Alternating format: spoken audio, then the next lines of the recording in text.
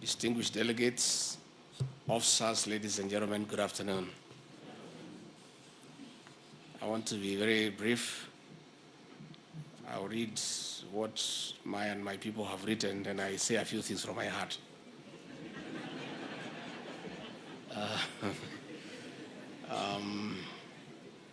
It is with great pleasure that I join you today to inaugurate the 3-day Correctional Service Week. These events holds profound pointer towards our collective pursuit of justice, rehabilitation, and societal transformation. I extend my sincere gratitude to the State Department for Correctional Services under the able leadership of the PS for organizing this momentous occasion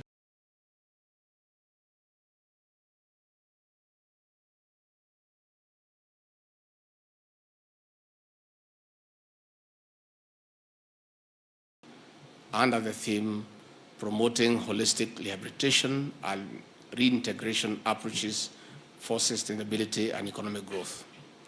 As we embark on this journey over the next 3 days, we are guided by a theme that lights the essence of our commitment to creating a future where justice, rehabilitation, and economic prosperity intersect harmoniously.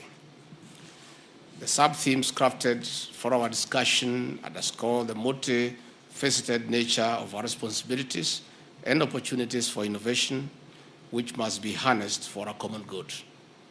In the pursuit of our commitment to empowering the youth, we focus on areas critical to their development: formal education, vocational training, talented skills development, among other programs. By honing these aspects, we are not only fostering individual growth, but also contributing to crime prevention and creating a skilled workforce essential for market competitiveness. The youth hold the key to our shared future, and by investing in them, we are sowing the seeds for society that thrives on innovation and inclusivity. If Kenya is to reap its demographic dividend by the year 2039 as estimated, we must strategically invest in our youth, bearing in mind that 75% of our total population is aged below 35 years. Ladies and gentlemen and officers, the digital era has ushered in a field of endless opportunities. We can only imagine how a new world, a new way to approach justice and rehabilitation through e-learning, e-conferencing, digitization of records, and electronic monitoring will build a correctional system that is not only efficient, but also responsible to the evolving needs of our dynamic society. Our responsibility extends beyond the rehabilitation of individuals to the protection of our environment. The focus areas under this theme include the Greening Kenya initiative, establishing nurseries in various correctional stations, and fostering innovation in regenerative enterprises. By integrating environmental consciousness into our practices, we are ensuring a sustainable legacy for future generations. Officers, distinguished delegates, effective community safety is a collaborative effort that involves both state and non-state actors. Under this sub-theme, we emphasize collaboration and networking, encouraging the sharing experiences.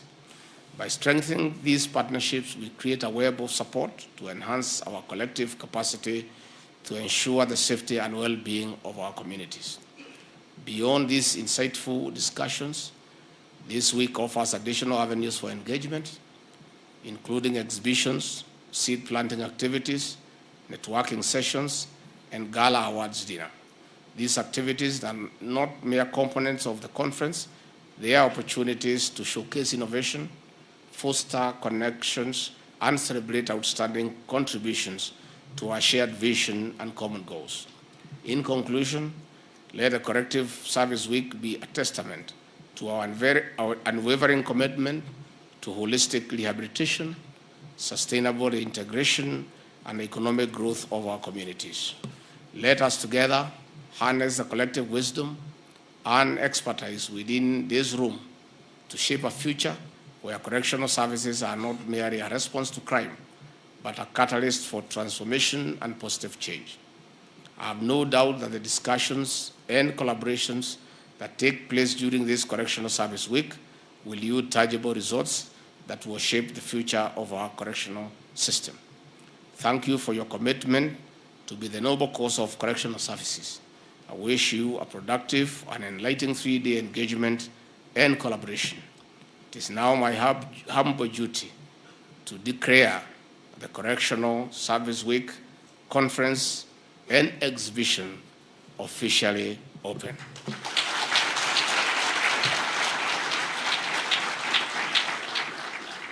Nafikiri tuachane na hii kizungu mingi tuseme mambo mbili tatu. Sasa hii kizungu naumiza watu. Wale wenye kusikiza na wenye kusoma.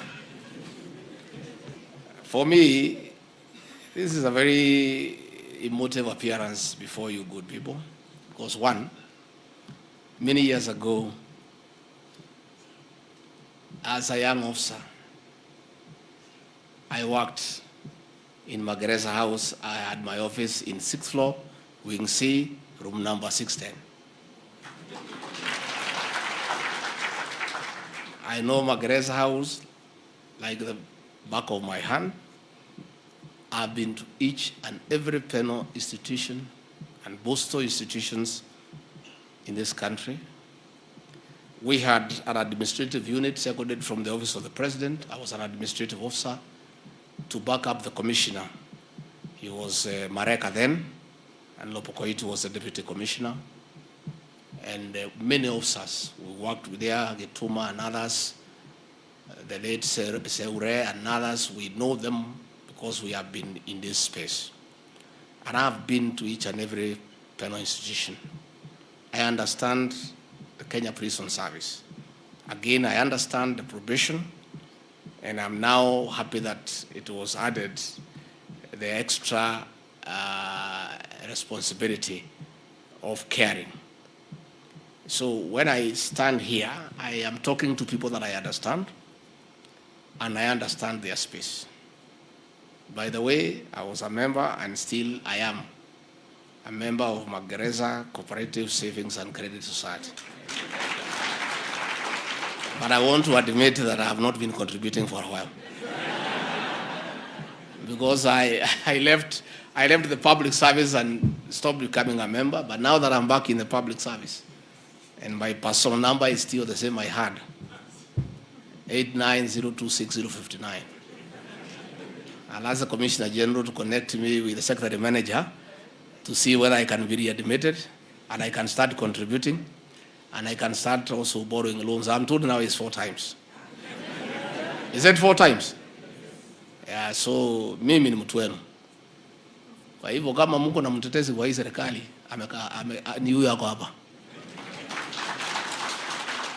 And when the president formed the task force to review the terms of service and condition for police officers, we did ask him that we also include the prisons officers and the NYS. And the report was presented to the president last week, and I can tell you the recommendations are good. And the president is now going through them to start implementation. And in matters welfare, Simbaya, it's not bad, especially for the warders, the warderesses, the NCOs, going up. We are looking at 40% increase spread over a 3-year period because of sustainability and the physical space we are in. I am aware, Commissioner General, of the deplorable housing for prison officers because I saw them. We used to travel with, there was an NSP called Demende, he was in charge of buildings, to go around the country. There were some houses that were stuck in Langata Women Prison for a long time. And I know that a lot of work needs to be done, and I'm happy that our State Department of Housing has already embarked on a program to work on housing, proper and decent housing for our officers in the Kenya Prison Service. And these are things that you are going to see as you go on. I am very excited about corrective services. That word was not there. And I think the whole aspect of our penal institutions is not punishment. It is corrective, as the State Department is called. And we have seen Dr. Mkuba, who was jailed for 7 years in Naivasha. He did not tell us what he did, but it doesn't matter. That he was able, from the confines of the high walls of Naivasha Maximum Prison, to study and come out with an A-. That tells you that some pretty good work is being done behind those huge walls. And he was able to come out, proceed to university, and today he's a doctor of veterinary medicine. That shows that the whole aspect of corrective services is working. His testimony here is a clear indication that those facilities are not supposed to condemn you to death and to poverty. They are meant to make you a better person. The testimony by Edwin, who was at Shimolatewa Booster Institution, went to secondary school and now is pursuing a civil engineering degree at the university, is again another testimony. And I know there are many other testimonies that can be brought here. I want to encourage you, good people, that God has given you a role to take care of the deviants in society. And those inmates who come to you, both petty offenders, serious offenders, those who are committed for life, are in your hands to mentor them, to correct them, and to give them another chance. And it's your responsibility. And it's a God-given responsibility. It's a calling. It's a difficult job to transform people of deviant character and model them into responsible citizens. Is really a very huge responsibility in your hands. And I want to encourage you to continue assisting those members of societies to become better people. The way Edwin has explained here, going to prison does not commit you to death or to a useless life. There is life after serving your sentence. And I agree with him, we need to relook at this whole thing of certificate of good conduct. Because we have many people, petty offenders, young people who have really done nothing really very serious, but they have offended the penal code, and they are convicted, and then they have a record. From there, they are committed to a useless life because they cannot get a certificate of good conduct, and they cannot get employment. I think it's something we need to discuss within the criminal justice system and our members of parliament. We must let people to be good people after they serve their sentence. Because that's why the law sets a term. It says 7 years. After 7 years, you'd be free to be another Kenyan, isn't it? I don't think that thing would go well with the corrective services. You correct somebody, then you condemn him into joblessness because he cannot get anywhere because he has a record. What I know and what I think is just supposed to be a record for the purposes of future prosecutions, for the purposes of analyzing who you are.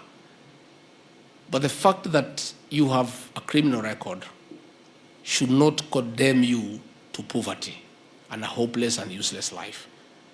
I think we need to relook where people have reformed and they have been corrected, and they are issued a good certificate from the correctional facility. That should be able to cancel the other record so that you can begin afresh. This good doctor here now treating our animals, if you say he cannot get a job, what are you saying?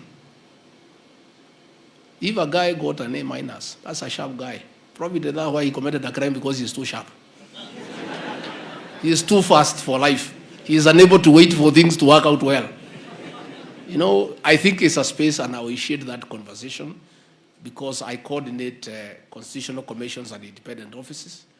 In our next symposium, I'm going to bring it up. I want us to have a discussion with our people in the criminal justice system to ask ourselves, do we want, after people have served a sentence and they have been appropriately corrected and they are good citizens, do you want to continue condemning them after that?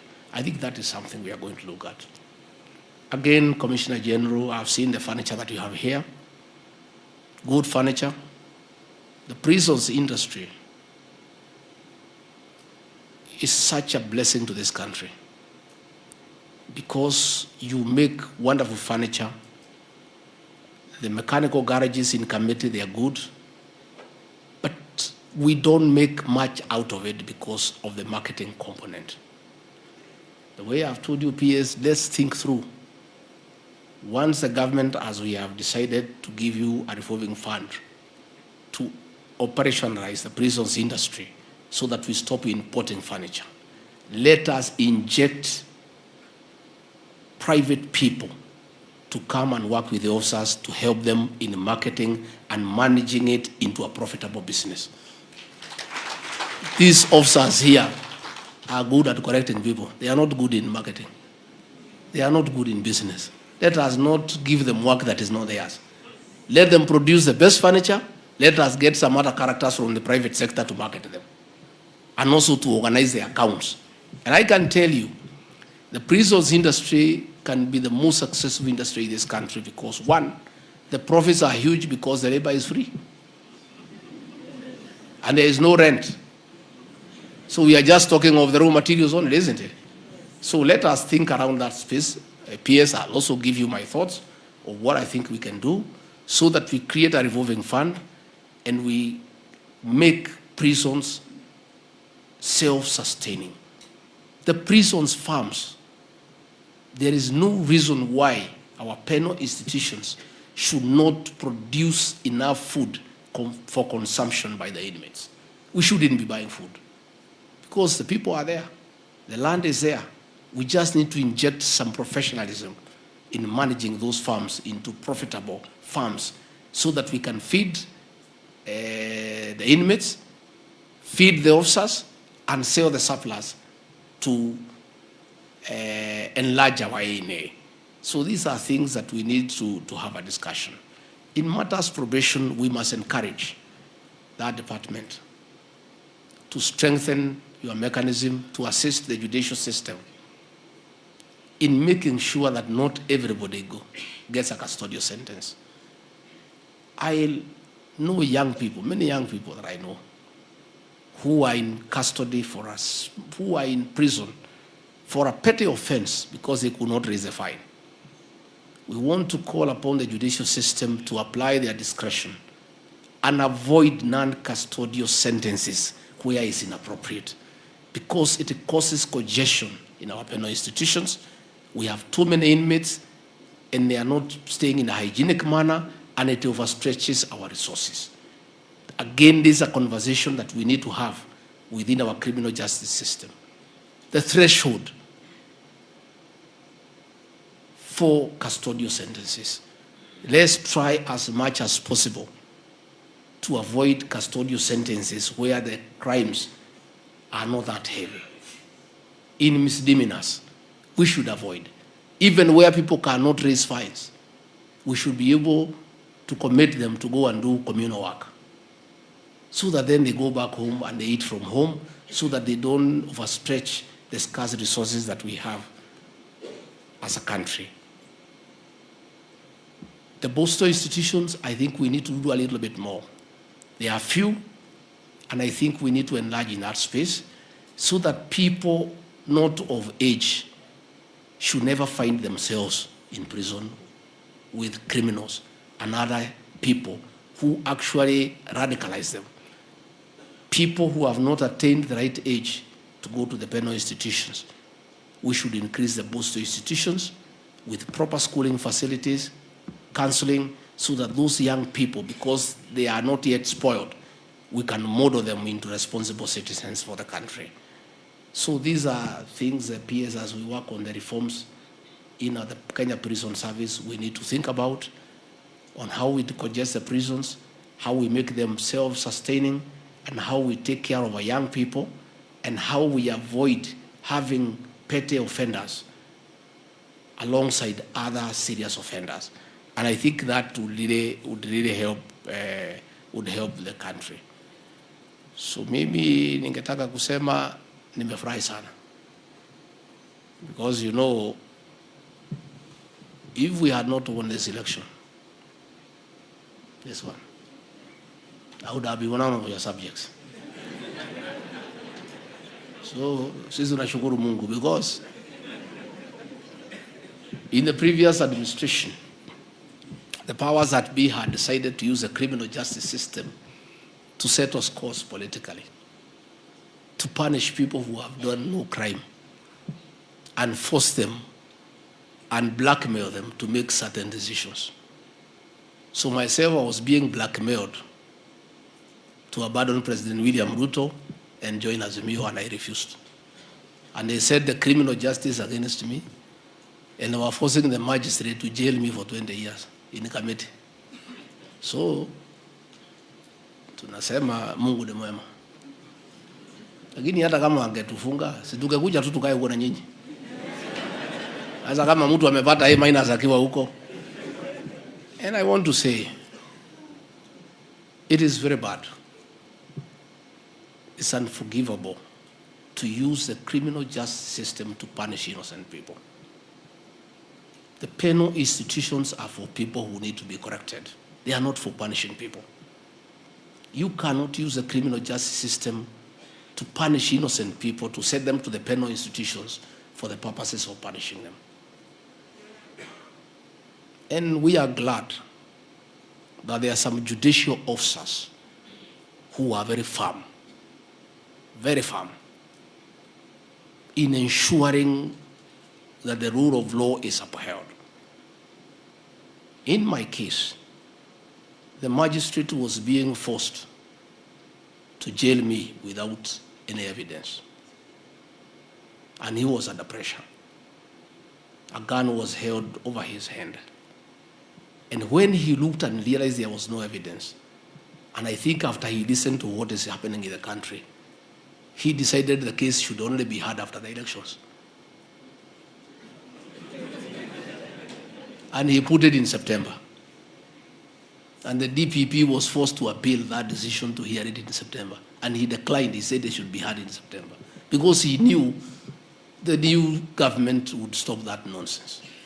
And when we won, the DPP went back to court and said, I had no evidence against me, I was being forced. We want to appeal to our law enforcers in the police force, in the prosecution, and in the penal institutions. Be fair. Be fair to your fellow human beings. If you are a prison officer, don't beat inmates because they are there and harass them. Already they have been confined. That is enough punishment. Denial of liberty is enough punishment. You don't need to go beyond there. Handle those people with empathy and understanding.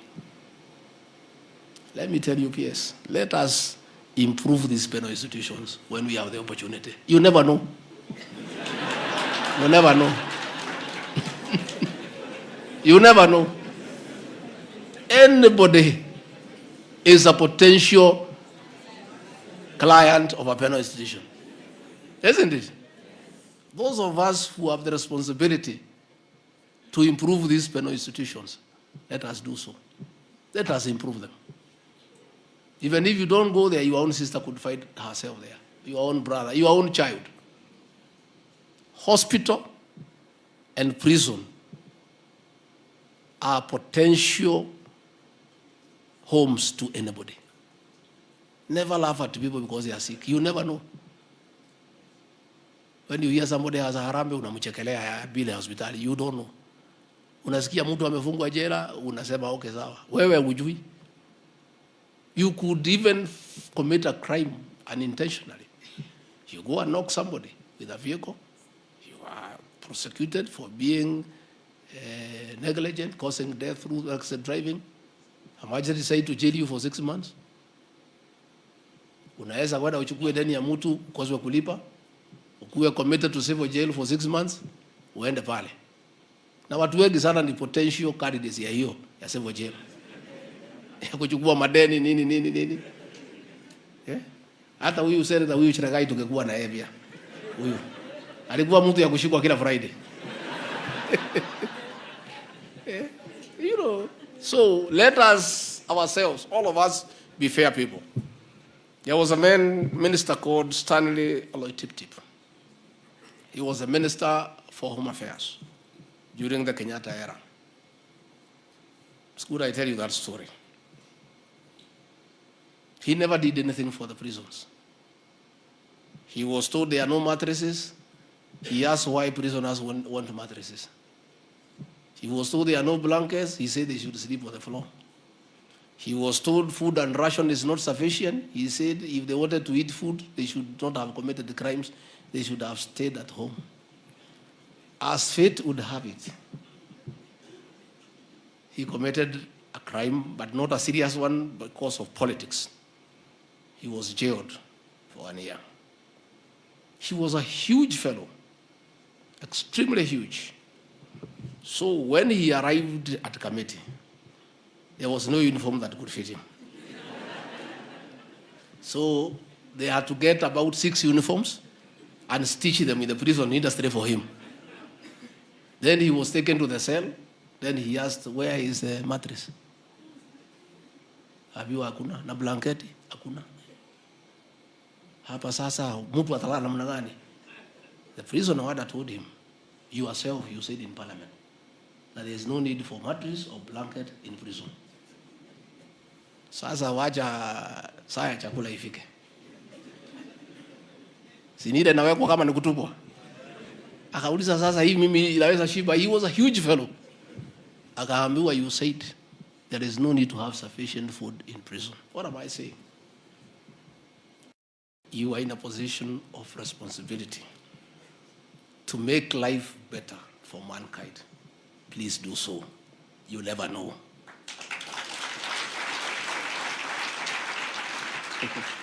So I want to encourage you and assure you that your things are in good space. Be patient. We'll start the implementation of the recommendations effective from July next year.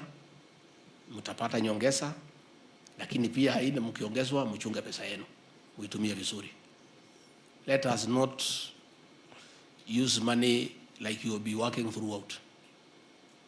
You must know that one day you retire. Enda pale kwa society, save pesa yako, start a small project so that you also prepare for retirement, because you will be there forever. That is my advice to our officers, that be prudent in how you do your things, make savings. You need those savings as you go along. Otherwise, I want to say I was very impressed by the testimony of the 2 people here, the ex-inmates, and really it shows that the corrective services are working, and I want to encourage you to continue rehabilitating and reforming the people put under your care by the justice system, and you wait to society, you wait to God to take care of them and make them better people. I'll look for the officials of the Magereza Society so that I also put some money there so that we increase our shares of our society, and together we can build that society together, because it has served me well. I took about 4 loans. And the house where I live today in Karen, I bought it through a loan from Magereza. You know, I saved, and I was able to put a deposit for the house.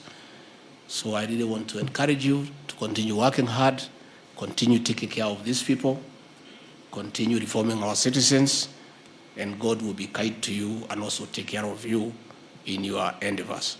With those very many remarks, I wish you a very successful conference, very successful correctional service week, and may God bless you and bless you abundantly. Thank you very much. Asante. Let's appreciate His Excellency, the Deputy President, Your Excellency. We request you to join